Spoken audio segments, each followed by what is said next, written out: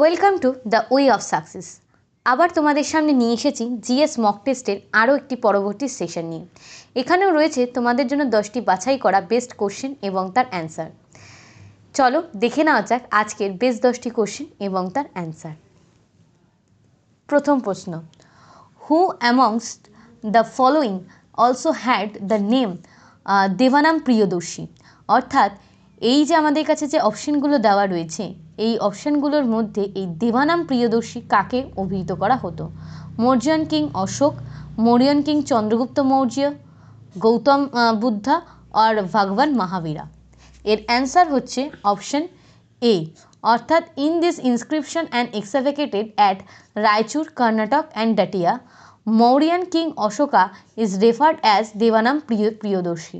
অর্থাৎ মৌর্য সম্রাট অশোককে কিন্তু বলা হতো দেবানাম প্রিয়দর্শী, যার ইংলিশ অর্থ হচ্ছে beloved servant of the God, অর্থাৎ ভগবানের একজন নিকটবর্তী বা ভগবানের ভালোবাসার দাস। পরবর্তী question, the illustrators name of Aryabhata and Varahamihira are associated with the age of the, অর্থাৎ বরাহমিহির এবং আর্যভট্ট কোন সমকালীন ছিলেন?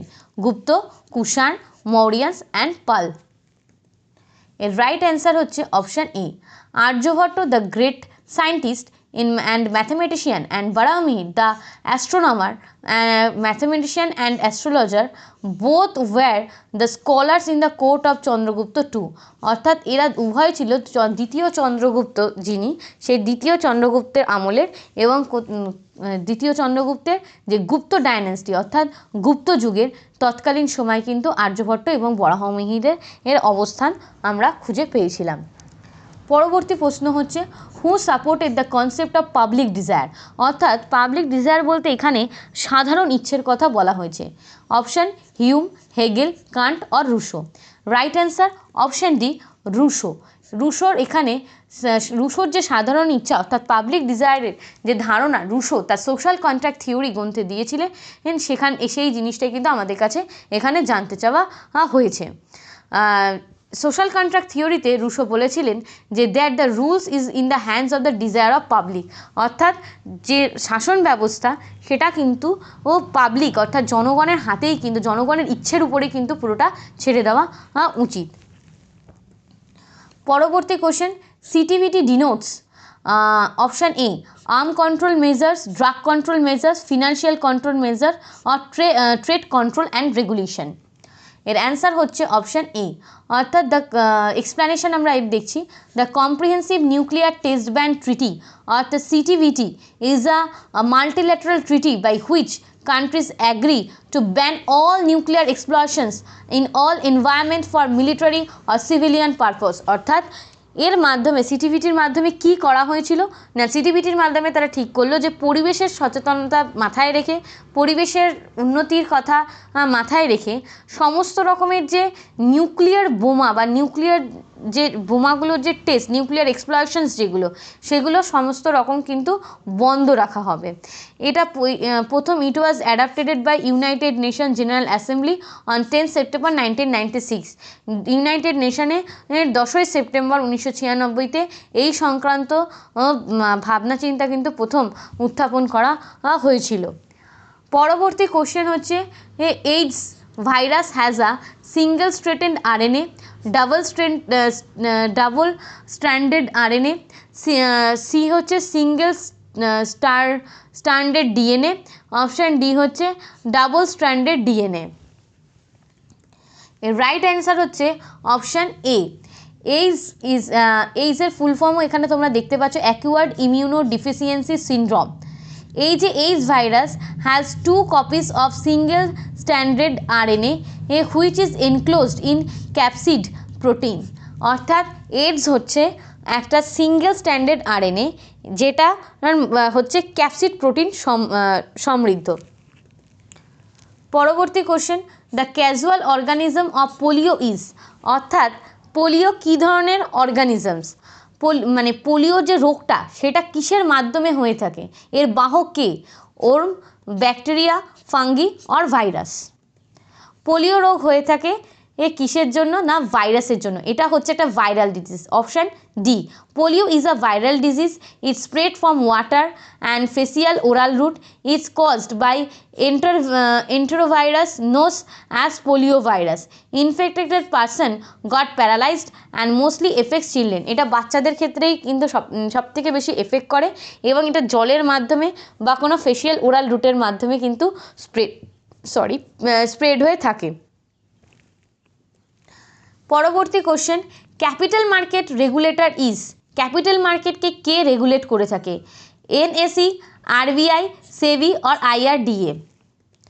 ক্যাপিটাল মার্কেটকে রেগুলেট করে থাকে হচ্ছে SEBI, securities and exchange board of India. এটা হচ্ছে সেবির full form. It was established on 12 April 1992 through SEBI act 1992। পরবর্তী question, Madhya Pradesh is the biggest producer of, অর্থাৎ এখানে আমাদের কাছে জানতে চাওয়া হয়েছে মধ্যপ্রদেশের সবথেকে বেশি কি প্রডিউস করা হয়ে থাকে, কি চাষ সবথেকে বেশি হয়? কটন, অয়েল সিডস, পালসেস আর maize. Answer C, Madhya Pradesh is the biggest producer of pulses accounting for 22.4% of total production in the country. মধ্যপ্রদেশের সবথেকে বেশি কিন্তু পালস সবথেকে বেশি প্রোডাকশন করা হয়ে থাকে। গুজরাট হচ্ছে লার্জেস্ট সবথেকে অয়েল সিড, অর্থাৎ এই সর্ষে তৈরি করার ক্ষেত্রে কিন্তু গুজরাট সবথেকে এগিয়ে রয়েছে। Although at the time of exam it was Madhya Pradesh which was biggest producer of oil seed, কিন্তু যখন এই পরীক্ষাটা করা হয়েছিল সেই সময় কিন্তু মধ্যপ্রদেশ ছিল সবথেকে বেশি অয়েল সিডস প্রডিউসার, অর্থাৎ সর্ষে সবথেকে বেশি প্রডিউস করত। পরবর্তী কোশ্চেন, ঝুম, ঝুম কি? Jhum a folk dance, a river, a tribe of north east India or a type of cultivation?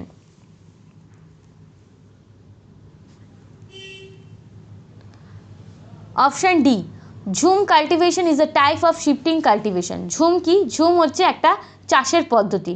কোথায় দেখা যায়? In north east it is locally known as jhum. North east প্রদেশে ঝুম চাষের পদ্ধতি দেখতে পাওয়া যায়। মোস্টলি এটা কোথায় দেখতে পাওয়া যায়? It is also known as bewar in Madhya Pradesh. মধ্যপ্রদেশে এটাকে বেওয়ার বলা হয়। পরবর্তী question, the state which tops in production of mustard seed is, অর্থাৎ এই শস্যের দানা তৈরিতে সবথেকে বেশি এগিয়ে রয়েছে কারা? মহারাষ্ট্র, রাজস্থান, উত্তরপ্রদেশ আর গুজরাট। রাইট অ্যান্সার হচ্ছে option B. According to the figures of 2013 or 14, Rajasthan rank the first in mustard production. সর্ষে তৈরির ক্ষেত্রে সবথেকে বেশি সর্ষে চাষের সবথেকে বেশি প্রোডাকশন করে কে? না রাজস্থান, এবং তারপর হচ্ছে মধ্যপ্রদেশ, এবং তারপরেই রয়েছে হচ্ছে হরিয়ানা। এই ছিল আজকে তোমাদের 10টি বেস্ট কোশ্চেন এবং অ্যান্সার। যদি তোমাদের আমাদের ভিডিওগুলো ভালো লাগে তাহলে অবশ্যই লাইক, শেয়ার অ্যান্ড সাবস্ক্রাইব কিন্তু মাস্ট। এছাড়াও তোমরা আমাদের টেলিগ্রাম চ্যানেলে খুব সহজেই জয়েন হয়ে যেতে পারো। তার জন্য রয়েছে তোমাদের জন্য ডেসক্রিপশান বক্সে টেলিগ্রাম চ্যানেলের লিঙ্ক দেওয়া। যদি তোমরা আমাদের টেলিগ্রাম চ্যানেলে জয়েন হয়ে যাও তাইলে কিন্তু এই যে ভিডিওগুলো আমরা রোজ দিন তোমাদের জন্য নিয়ে আসছি তার যে নোটিফিকেশান, কোন ভিডিও কখন আসছে, কোনটা তোমার জন্য সবথেকে বেশি ইউজফুল, সেটা কিন্তু তুমি খুব সহজেই একবারে কিন্তু জেনে ফেলতে পারবে। আর যত তাড়াতাড়ি তোমার কাছে ভিডিও পৌঁছে যাবে তত তাড়াতাড়ি তুমি কিন্তু আরও অনেকদের থেকে অনেক তাড়াতাড়ি অনেক ভালো প্রিপারেশান নিয়ে এগিয়ে যেতে পারবে। চলো আজকের জন্য এটুকুই, দেখা হচ্ছে পরের ভিডিওতে। টাটা।